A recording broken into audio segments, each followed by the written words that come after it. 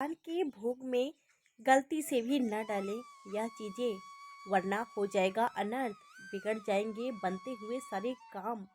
भगवान को भोग लगाते समय हमें कई बातों का ध्यान रखना चाहिए। लोग भगवान के भोग में कुछ चीज़ें डाल देते हैं, जबकि ऐसा नहीं करना चाहिए।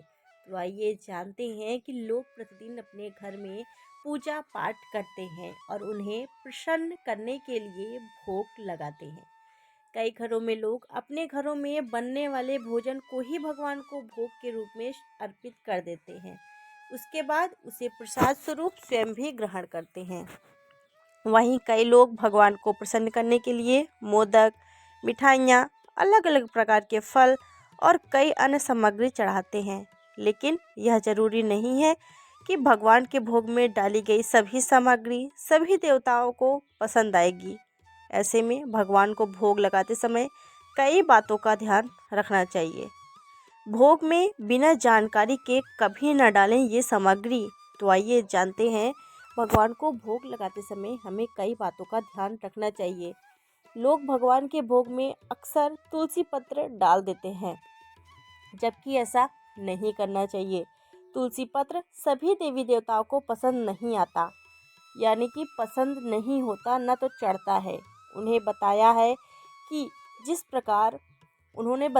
कि जिस प्रकार भगवान विष्णु को तुलसी पसंद है, उन्हें प्रसाद में तुलसी डाली जाती है। इसके विपरीत भगवान भोलेनाथ के प्रसाद में तुलसी नहीं डालनी चाहिए। यह भगवान भोलेनाथ से जुड़े भगवान शिव परिवार में तुलसी पत्र डालना ही नहीं चाहिए। भगवान गणेश के प्रसाद में भी तुलसी का पत्ता ना डालें। ऐसा करने से भगवान शंकर और भगवान गणेश नाराज हो सकते हैं और आपके सारे काम बिगड़ सकते हैं। ऐसे इसके साथ ही धन हानि भी हो सकती है। बता दें, भगवान को भोग लगाने के बाद जरूर करें यह काम। वो क्या काम है, तो चलिए बताते हैं।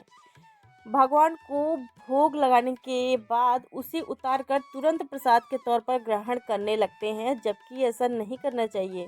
उन्होंने कहा, भगवान को भोग लगाने के बाद उसे उतारकर सबसे पहले उसका एक हिस्सा गाय को खिलाना चाहिए।